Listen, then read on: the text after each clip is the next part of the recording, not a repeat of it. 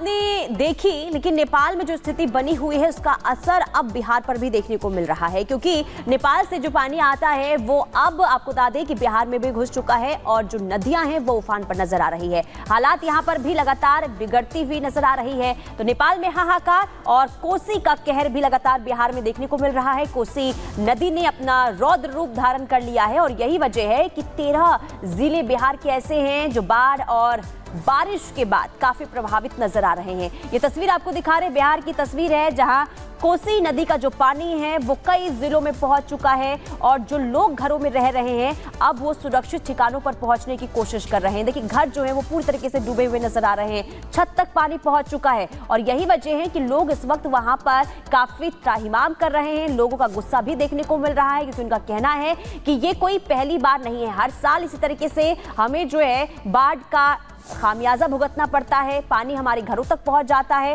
और काफी नुकसान होता है। लेकिन अभी देखिए, क्योंकि लगातार बैठकें भी बिहार सरकार की तरफ से की जा रही है, अधिकारियों को ये कह दिया गया है कि आप जो है लच मोड पर रहें और लगातार लोगों तक जो है वो मदद पहुंचाएं। लेकिन उसके बावजूद भी जो लोग हैं वो काफी परेशान बेहाल इस वक्त बिहार में नजर आ रहे हैं। किसी भी तरह का सहायता पहुंचा करके देखिए तस्वीर आपको दिखा रहे हैं, बिहार की तस्वीर है जहां लोग अपने देखिए रोने की आवाज आ रही है, क्योंकि लोगों का ये कहना है कि हम बर्बाद हो चुके हैं, हमारा सामान काफी बर्बाद हो चुका है, रहने का कोई ठिकाना नहीं है, खाने पीने की कोई व्यवस्था नहीं है और यही वजह है कि हमारी स्थिति लगातार बिगड़ती जा रही है। लेकिन सरकार की तरफ से कोई कदम नहीं उठाए जा रहे हैं, ये कहा जा रहा है लोगों की तरफ से। लेकिन ये 4 तस्वीरें देखिए, कुछ तस्वीरें आपको दिखा रहे हैं टेलीविजन स्क्रीन पर, जो बिहार में कोसी नदी ने जब अपना रौद्र रूप धारण किया, इसके बाद वहां पर क्या स्थिति बन गई है ये आप देख सकते हैं, क्योंकि नदी नाले इस वक्त उफान पर हैं। बात अगर गंडक नदी की बात करें, गंगा नदी की बात करें तो उफान पर ये नदियां हैं, लेकिन कोसी नदी ने जिस तरीके से विकराल रूप धारण किया है वो बता रही है कि बिहार में स्थिति अब बेकाबू हो गई है। तो बिहार में कोसी नदी के रौद्र रूप धारण करने के बाद हालात बेकाबू हो गए हैं और जिसके चलते उत्तर बिहार में बाढ़ का खतरा बना हुआ है। प्रशासन ने लोगों को ऊंची जगहों पर जाने की चेतावनी दे दी है। कई जगहों पर बाढ़ का पानी सड़कों पर आ गया है। रिपोर्ट के जरिए भी आपको दिखाते हैं कि बिहार में इस वक्त क्या हालात बने हुए हैं।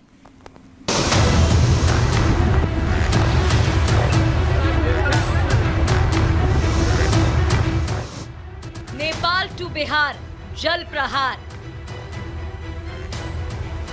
बिहार में बाढ़ से हाहाकार, जल प्रलय की आहट। नेपाल में हो रही भारी बारिश का असर बिहार पर भी पड़ा है। कोसी नदी को बिहार का शोक कहा जाता है। जब जब ये नदी उफान पर होती है राज्य में नई तबाही को जन्म देती है। अब एक बार फिर से कोसी नदी ने रौद्र रूप धारण किया है। इसी वजह से राज्य सरकार ने किनारों से सटे लोगों से सावधान रहने की अपील की है। वजह है नेपाल के 56 जिले में हो रही मूसलाधार बारिश, जिसकी वजह से नेपाल की सारी नदियों का पानी कोसी में आ गया और अब कोसी पूरे उफान पर आ गई है। हालात ऐसे हो गए हैं कि कोसी नदी का पानी कई इलाकों में घुस गया। बाढ़ से हालात और बिगड़ रहे हैं, लेकिन अब भी खतरा टला नहीं है, क्योंकि सता रहा कुछ हद त्रासदी का डर। 55 साल का रिकॉर्ड तोड़ने की तैयारी में कोसी। 6 लाख क्यूसेक पहुंचा कोसी का डिस्चार्ज। ओवरफ्लो होकर पुल के ऊपर से बह रहा पानी।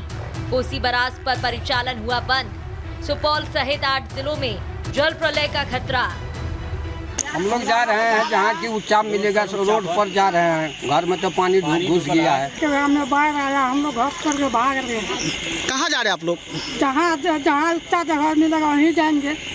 कहाँ जाएंगे? घर में पानी ढूंढ लगे, खाए पर आता जाते, नदी किनारे में घर हो गए, ये अपना सब बेटे की भूखे कटाइए, हम पानी सब दहा गए। बाढ़ का एकदम पूरा भयावह स्थिति है। यहाँ का लोग का जीवन जो है पूरा बेहाल हो गया है, कठिनाइयों का सामना करना पड़ रहा है। इधर नेपाल में जल प्रलय की वजह से आई बाढ़ और लैंडस्लाइड की वजह से अब तक 50 से ज्यादा लोगों की मौत हो चुकी है। यह आंकड़ा और बढ़ सकता है, क्योंकि लैंडस्लाइड वाली जगहों पर रेस्क्यू ऑपरेशन चलाया जा रहा है और अब भी जोरदार बारिश हो रही है। इसका सीधा असर पश्चिम चंपारण, पूर्वी चंपारण, सीतामढ़ी, शिवहर, मुजफ्फरपुर, गोपालगंज, सिवान, सारण, वैशाली, पटना, जहानाबाद, मधुबनी, भोजपुर जिलों पर पड़ रहा है। इन जिलों के लोग भी इस बढ़ते जल स्तर का असर झेलने को मजबूर हैं। कोसी के बढ़ते पानी का फ्लो को देखते हुए प्रशासन अलर्ट मोड पर है। जिला अधिकारी खुद पूरे हालात की मॉनिटरिंग कर रहे हैं।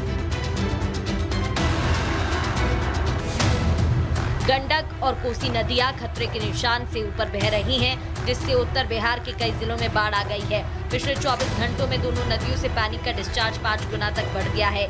ये बिहार का सुपौल जिला का एक इलाका है। 2008 में भी इसी तरीके से कोसी में बाढ़ आया था। कोसी फ्लड्स के नाम से जाना जाता है। और हम बात करने की कोशिश करेंगे यहाँ की मुखिया हैं, जो कि गांव की मुखिया हैं। ये बताइए मुखिया जी कि ये पूरा इलाका जलमग्न हो गया और ये कल तो इतनी पानी थी नहीं यहाँ पर, तो नेपाल की बारिश का दंश बिहार झेल रहा है। जी, हमेशा इससे भी ज़्यादा पानी था कल, अभी थोड़ा कम हुआ है।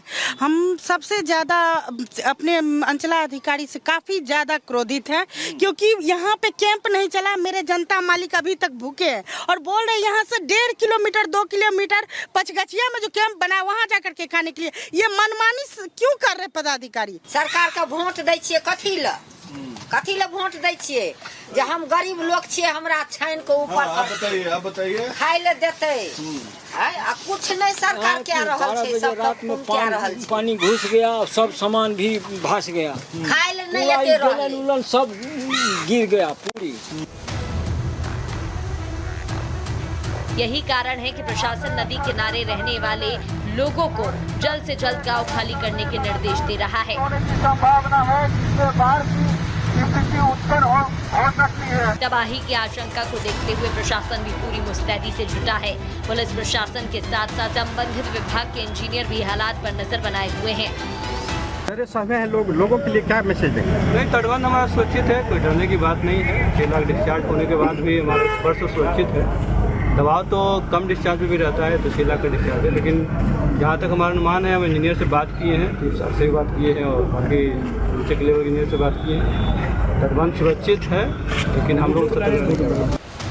कोसी के साथ साथ गंडक नदी का जलस्तर भी आज सुबह से बढ़ने लगा है, जो 30 सितंबर को डेंजर पॉइंट के करीब पहुंचने की आशंका है। जिला प्रशासन ने हाई अलर्ट घोषित करते हुए सभी संबंधित इंजीनियरों को तटबंधों पर ही 24 घंटे कैंप करने का निर्देश दिया। अलर्ट के बाद लोगों में डर का माहौल है। लोगों के जहन में 2008 की उस त्रासदी का भय सताने लगा है।